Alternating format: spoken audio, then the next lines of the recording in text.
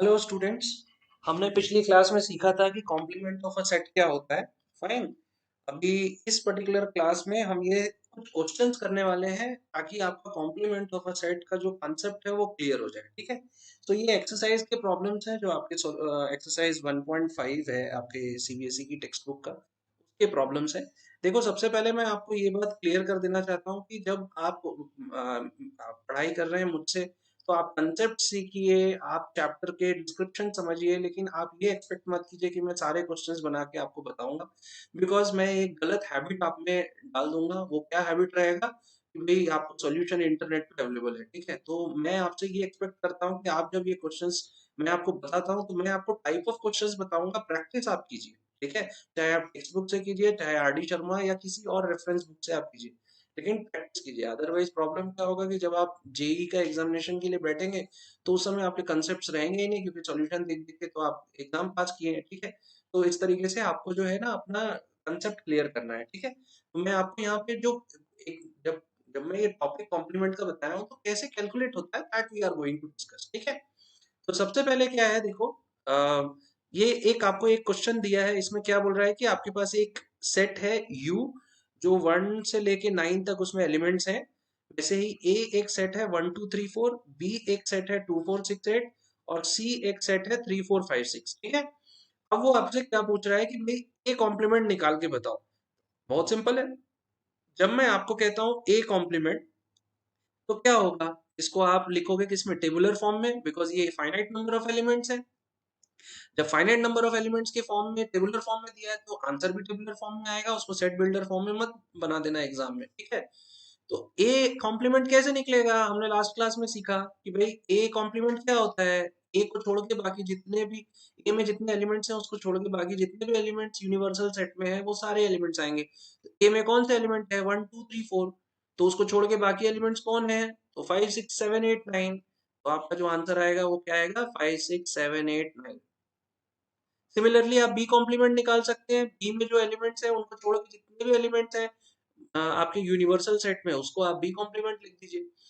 एक क्वेश्चन मैं यहाँ पे लेना चाहता हूँ, वो कौन सा क्वेश्चन है कि भाई ए यूनियन सी कॉम्प्लीमेंट। ठीक है, तो जब इस टाइप का क्वेश्चन आता है तो देखो, इसको ना डिवाइड करना चाहिए। प्रॉब्लम के सॉल्यूशन को आप स्टेप वाइज डिवाइड करो। ठीक है, तो पहला स्टेप इसमें क्या बोलेगा, पहला स्टेप बोलता है कि भाई आप ए यूनियन सी पहले कैलकुलेट करो। तो ए और सी का यूनियन क्या होगा, सारे एलिमेंट्स ऑफ ए एंड सारे एलिमेंट्स ऑफ बी को आप एक साथ लिख दोगे। ऑल्सो जो रिपीटेटिव एलिमेंट्स है, मैं ये बात बार बार कहता हूँ। ठीक है, कई लोग क्या करते हैं कि 1 2 3, देखो 3 और 4 रिपीटेटिव है, तो लोग क्या करते हैं यूनियन बनाते समय 3 4 लिख देते हैं। नो, जब आपका दोनों में रिपीटेटिव एलिमेंट्स है तो रिपीटेटिव एलिमेंट्स को वंस लिखना है। तो आंसर क्या आ जाएगा आपका, 1 2 3 4 5 6। ठीक है, ये आपके क्या हो गए, ए यूनियन सी। अब आपको इसी का सेकंड पार्ट करना है। क्या करना है भाई, आपको ए यूनियन सी का कॉम्प्लीमेंट करना है। तो प्रॉब्लम को डिवाइड करो सॉल्यूशन स्ट्रेटेजी को। ठीक है, तो कॉम्प्लीमेंट निकालने के लिए क्या होगा, जो ए यूनियन सी में एलिमेंट्स है उसके अलावा उसको छोड़ के जो भी एलिमेंट आपके यूनिवर्सल सेट में है वो सबको लिख दो। तो 1 2 3 4 5 6 बचा कौन सा, 7 8 9। तो ए यूनियन सी कॉम्प्लीमेंट का आंसर क्या आएगा, 7 8 9। ठीक है, तो दिस इज योर आंसर। वैसे ही आप ए यूनियन बी कॉम्प्लीमेंट को निकालो। ठीक है, जैसा मैंने अभी आपको प्रोसेस बताया है। एक क्वेश्चन यहाँ पे मैं बता देता हूँ, जो आपका ए कॉम्प्लीमेंट का कॉम्प्लीमेंट कह रहा है। ठीक है, तो आप देखो, मैंने आपको जब कॉम्प्लीमेंट पढ़ाया था तो क्या बताया था, ए कॉम्प्लीमेंट का कॉम्प्लीमेंट क्या हो जाएगा, ए हो जाएगा। भाई पहले क्या किया आपने, ए का कॉम्प्लीमेंट किया, अभी ए का कॉम्प्लीमेंट का फिर से कॉम्प्लीमेंट किया। तो भाई क्या है कि भाई जो एलिमेंट ए कॉम्प्लीमेंट में नहीं है वो किसमें है, वो ए में है। तो इसीलिए आपका जो आंसर होता है A complement complement equal to A. तो इस तरीके से अगर देखा जाए तो जो भी ए के एलिमेंट्स है वो आ जाएंगे। तो क्या आ जाएंगे, 1 2 3 4। This is your answer. लेकिन एक और तरीका है इसको बनाने का कि पहले आप ए कॉम्प्लीमेंट निकाल दो। तो ए कॉम्प्लीमेंट देखो यहाँ पे आपने निकाला हुआ है 5 6 7 8 9। ठीक है, तो ए कॉम्प्लीमेंट का कॉम्प्लीमेंट फिर आप सेकंड स्टेप में करो, जैसे मैंने यहाँ पे दो स्टेप बताया ना, वैसे करो। पहले ए कॉम्प्लीमेंट निकालो और दूसरा ए कॉम्प्लीमेंट का कॉम्प्लीमेंट निकालो। तो अभी जब ये सॉल्यूशन आप निकालोगे तो यहाँ पे आपको इस मेथड से करना है, ये वाला मेथड मत उठा लेना। ठीक है ना, वैसे आप इस तरीके से भी अगर लिखना चाहो तो एग्जाम में आपको नंबर नहीं कटेंगे, ठीक है। लेकिन क्या है कि just for the sake of your understanding आप ऐसे निकालो, पहले ए कॉम्प्लीमेंट निकालो, फिर ए कॉम्प्लीमेंट का कॉम्प्लीमेंट क्या होगा कि भाई 5 6 7 8 9, इसको छोड़ के यूनिवर्सल सेट में जो नंबर है वो सब डाल दो, तो क्या बचेंगे 1 2 3 4, है ना। तो इससे ये प्रूफ क्या हो जाता है, ये प्रूफ ये जो मैंने आपको बताया है कि ए कॉम्प्लीमेंट का complement is equal to A only, ये भी यहाँ पे प्रूफ हो जाता है, ठीक है। अब आपको क्वेश्चन क्या दिया है, बी माइनस सी का कॉम्प्लीमेंट डिवाइड करो, किसमें करोगे, पहले क्या निकालोगे, बी माइनस सी। जब बी माइनस सी निकालते हो तो डिफरेंस निकालना मैंने आपको अपने पहले के कुछ क्लासेस में बताया है ना, डिफरेंस ऑफ ए सेट। तो डिफरेंस कैसे निकालते हैं, तो भाई बी माइनस सी मतलब सी का तो कोई एलिमेंट उसमें रहेगा नहीं, बी का वो एलिमेंट रहेगा जो सी में नहीं है। तो बी का कौन सा एलिमेंट सी में नहीं है, एक 2 नहीं है, देखो यहाँ कहीं नहीं है 2, और एक 8 नहीं है, तो इसका आंसर क्या आ जाएगा 2 8।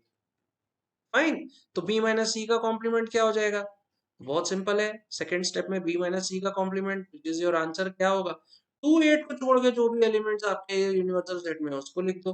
तो what is your answer 1 2 3, sorry 2 नहीं आएगा ना, ठीक है। तो what will be your answer, ये हो जाएगा 1 3 4 5 6 7 और 9, दिस इज योर आंसर। तो ये क्या हो गया आपका बी माइनस सी का होल कॉम्प्लीमेंट। तो ये जो मैंने आपको बताया ना बी माइनस सी निकालना, ए यूनियन बी निकालना, इसको पहले सीख लो, सिंपल बेसिक ऑपरेशंस आने चाहिए, ठीक है, तभी आगे के क्वेश्चंस बनेंगे आपके। बी माइनस सी में क्या होता है, सी को तो आपको लिखना ही नहीं है, लेकिन बी के भी उन एलिमेंट्स को नहीं लिखना है जो कि सी में है ऑलरेडी, है ना। तो आपको क्या बचता है यहाँ पे 2 8, बिकॉज यही दोनों एलिमेंट्स नहीं है, बाकी तो कॉमन है, कॉमन को लिखना नहीं है ना। चलो अब नेक्स्ट क्वेश्चन बनाते हैं। अब नेक्स्ट क्वेश्चन बहुत इजी है, इसमें क्या बोल रहा है कि अगर यूनियन है, एक यूनिवर्सल सेट है जो A B C D E F G H, ये 8 एलिमेंट्स है उसमें, ठीक है। तो क्या बोल रहा है, find the complement of the following sets. तो आपको क्या है कि ए दिया हुआ है, अब ए का अगर कॉम्प्लीमेंट निकालेंगे तो क्या निकलेगा, भाई ए है ए बी सी, ए कॉम्प्लीमेंट मतलब ए बी सी को छोड़ के यूनिवर्सल सेट में जो जो है सबको लिख दो, तो क्या आएगा D E F G H. Fine. वैसे ही यहाँ पे क्या दिया हुआ है, बी का दिया हुआ है ना, मैं तो बी का कॉम्प्लीमेंट क्या निकल जाएगा, जो डी ई एफ जी है ना, उसको छोड़ के और बाकी जो भी एलिमेंट्स है वो पूरे आ जाएंगे। सी में जो दिया हुआ है, तो सी में ए सी ई जी दिया है, उसको छोड़ के जो यूनिवर्सल सेट में जो एलिमेंट्स है वो सब आ जाएंगे। तो कॉम्प्लीमेंट निकालना है ना, और एग्जाम में जब क्वेश्चन पूछता है ना तो उस समय लिखो, क्या लिखोगे, अब आपका सॉल्यूशन कैसे होना चाहिए, देखो सॉल्यूशन ऐसे लिखो कि given set A is equal to ABC. So to find, है ना, complement of set A, okay. यहाँ लिख सकते हो we know that complement of set A,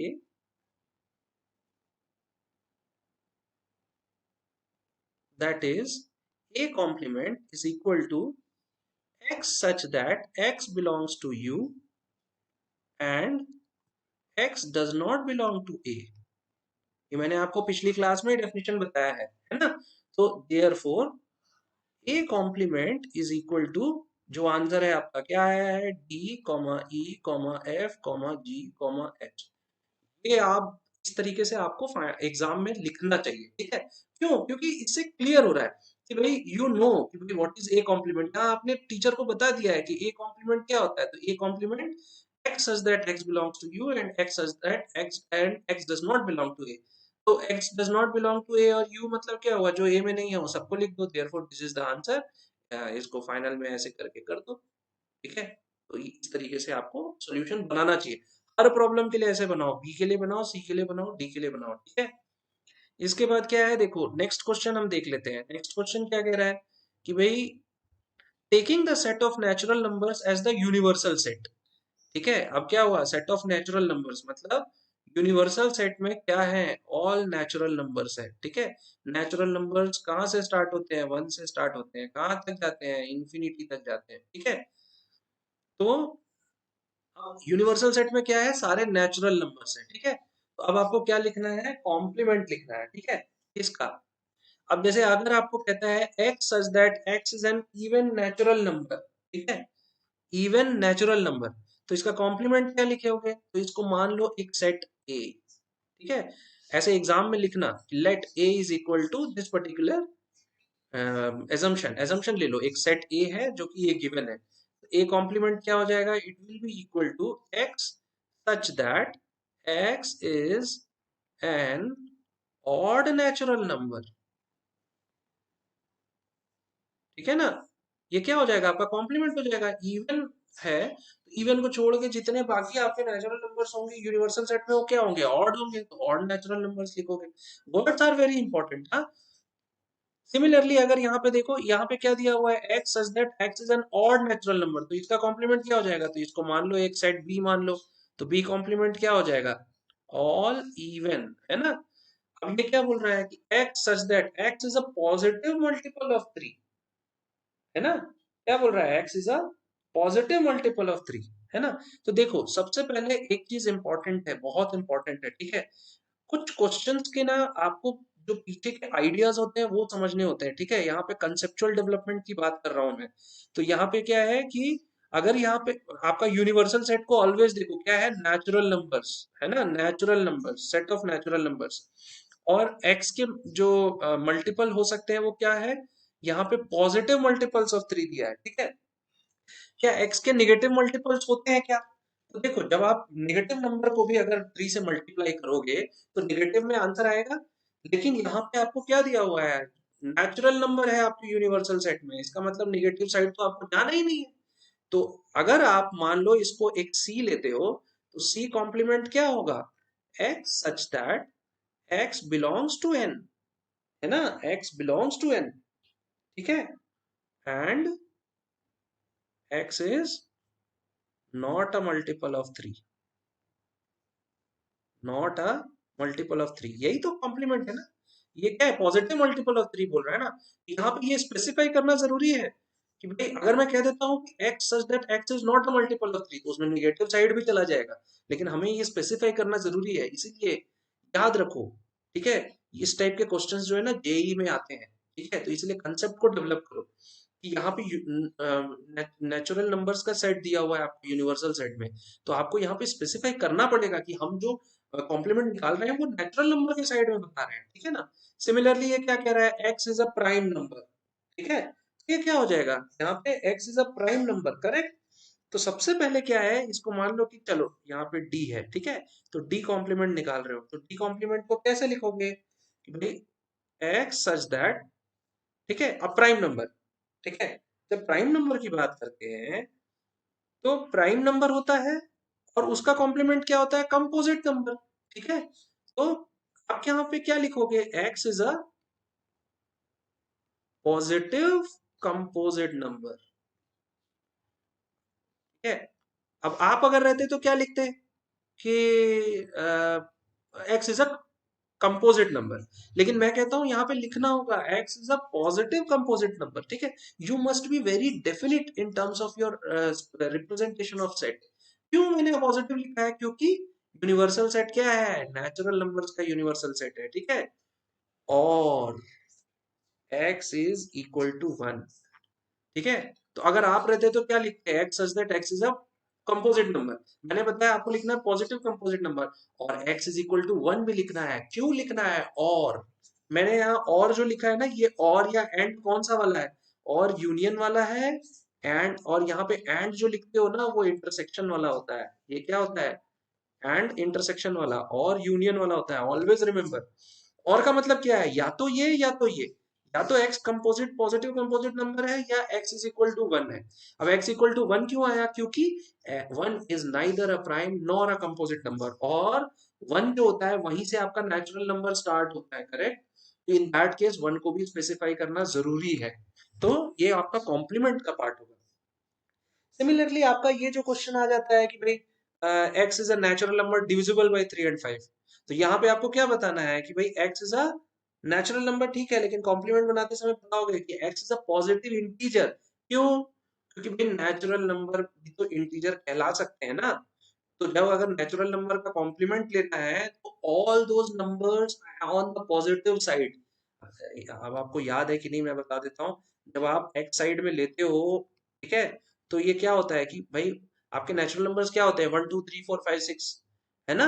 और इंटीजर्स को क्या है, आप जब इंटीजर्स लेते हो तो वो सारे इंटीजर्स, ठीक है, because integers could be rational natural numbers but not necessarily ना।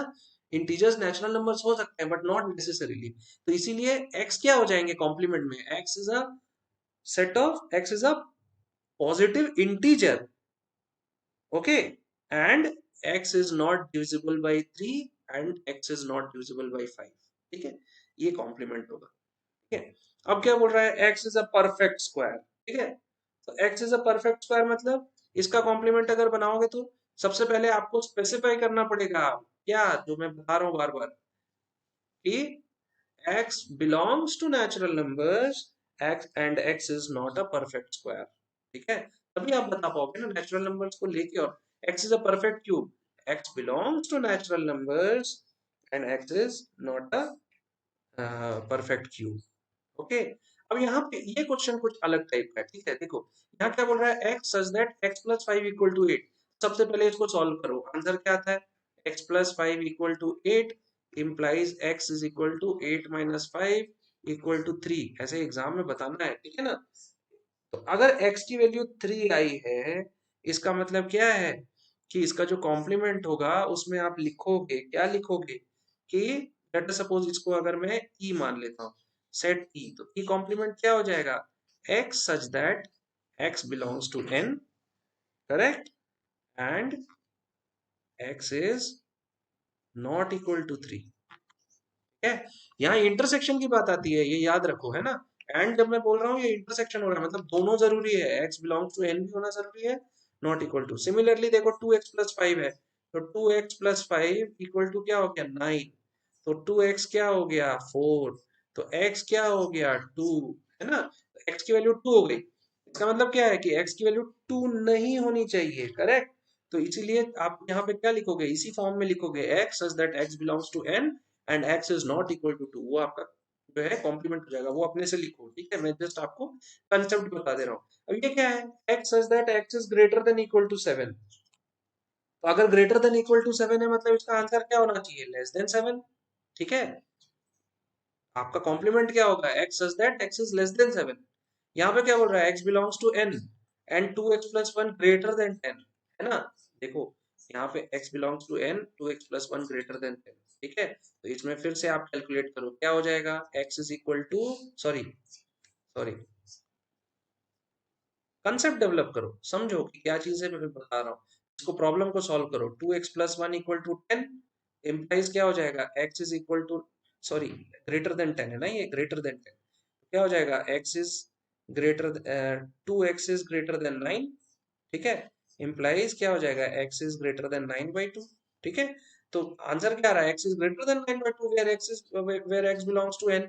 तो यहाँ पे जब आप कॉम्प्लीमेंट लिखोगे तो क्या लिखोगे, x is less than 9/2, less than equal to, complement में क्या आएगा, x such that x is less than equal to 9/2, fine, x such that x is less than equal to 9/2, ठीक है। अब हम अगला क्वेश्चन देखते हैं। अब ये अगला क्वेश्चन बहुत इजी है, ये क्या है कि भाई आपको एक यूनिवर्सल सेट दिया हुआ है, आपको ए एक सेट दिया है, बी एक सेट दिया है, ठीक है। तो आपको क्या बोल रहा है, वेरीफाई करना है। तो वेरिफिकेशन के लिए क्या होता है, उसी तरीके से स्टार्ट करोगे जैसे आप वेरीफाई करते हो, क्या, you have to prove that LHS is always equal to RHS। तो अगर हम कहते हैं कि LHS is equal to RHS, it means that आपको स्टार्ट कहाँ से करना है, LHS से स्टार्ट करना है। LHS क्या कहता है, it is equal to A union B complement, ठीक है वही चीज वेरिफिकेशन। लेकिन क्या है, जो मैंने पिछली क्लास में बताया वही है, ये डी मॉर्गन लॉ का पहला लॉ ये है और दूसरा लॉ ये है, इसी को प्रूफ करना है। लेकिन इसको लिखने का तरीका मैं बता दे रहा हूँ। ए यूनियन बी का कॉम्प्लीमेंट निकालना है, ए यूनियन बी निकालो, उसका कॉम्प्लीमेंट करो, फिर उसके बाद RHS ले लो, RHS में A complement intersection B complement, A complement निकालो, बी कॉम्प्लीमेंट निकालो, इंटरसेक्शन करो, चेक करो क्या वो दोनों इक्वल हो रहे हैं। अगर वो दोनों इक्वल हो रहे हैं इसका मतलब LHS is equal to RHS, hence verified. Similar condition में आप सेकंड क्वेश्चन को भी बनाओ, ठीक है। Let's move to another question.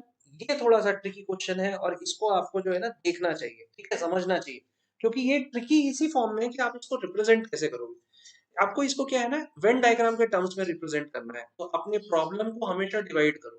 पहला प्रॉब्लम क्या कह रहा है ये, कि भाई आपके पास एक क्या है, ए यूनियन बी का कॉम्प्लीमेंट है, उसको आपको रिप्रेजेंट करना है। तो क्या करोगे, पहले तो एक यूनिवर्सल सेट लोगे, उसके बाद एक सेट लोगे ए। अब आपको क्या है, ए यूनियन बी कह रहा है ना, तो डेफिनेटली ए यूनियन बी की जब हम बात करते हैं तो क्या हो जाएगा, ये ए यूनियन बी पूरा कहलाएगा ना। ये this is your set A, this is your set B. तो मैं कलर से आपको बता देता हूँ what is A union B. This is A union B, ठीक है, this is A union B. तो अगर उसका कॉम्प्लीमेंट बोल रहा है, इसका मतलब क्या है, इसको छोड़ के बाकी जितना है सब ए है ना, तो वो बाकी छोड़ के कौन सा है, ये पूरा है, ये पूरा पार्ट है, ये पूरा पार्ट है, ठीक है। तो एक्चुअली जब एग्जाम में बनाते हैं तो क्या करते हैं, इसको ना इस तरीके से रिप्रेजेंट करते हैं, ए इंटरसेक्शन बी, ठीक है। तो ए, मैं एक और क्वेश्चन बना के आपको बता देता हूँ कि कैसे बनाना होता है। अगर आपको कहता है, लेट अस सपोज मैं ये वाला क्वेश्चन आप खुद से बनाओ, सेकंड वाला, ए इंटरसेक्शन बी का कॉम्प्लीमेंट अगर बनाना है, ठीक है, तो मैं आपको बताता हूँ कि कैसे रिप्रेजेंट करना है, ठीक है। एग्जाम में क्या करना, पहले एक जो है ना यूनिवर्सल सेट बना लेना, ठीक है। अब वो क्या कह रहा है, ए और बी होना चाहिए, ठीक है। तो सिंपल सा है, सबसे पहले ए और इंटरसेक्शन बी, ठीक है। तो ये क्या हो गया आपका, ए सेट हो गया, ये क्या हो गया, बी सेट हो गया, ठीक है। अब आपको क्या करना है, ए इंटरसेक्शन बी करना है, मतलब का कॉम्प्लीमेंट करना है। इसका मतलब क्या है, सबसे पहले आपको फाइंड आउट करना है कि ए इंटरसेक्शन बी कौन सा है। ये जो आप देख रहे हो ये बीच वाला है ना, ये जो पार्ट है, ये आपका ए इंटरसेक्शन बी कहलाता है। इसको छोड़ के बाकी जितना है सबको आप जो है ना एक पेंसिल लेके ऐसे करके, ठीक है, इस तरीके से आप जो है ना इसको बना लेना,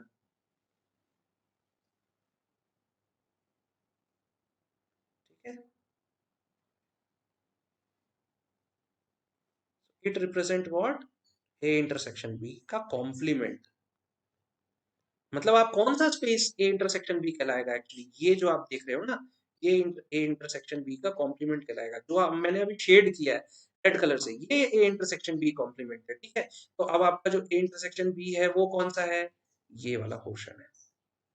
इसको आप ब्लैंक छोड़ देना, ठीक है। एग्जाम में जब क्वेश्चन आता है तो जो आपको नहीं दिखाना है उसको छोड़ के बाकी सबके जो है ना लाइनिंग कर दो, तो उससे आपको आंसर मिल जाएगा, ठीक है।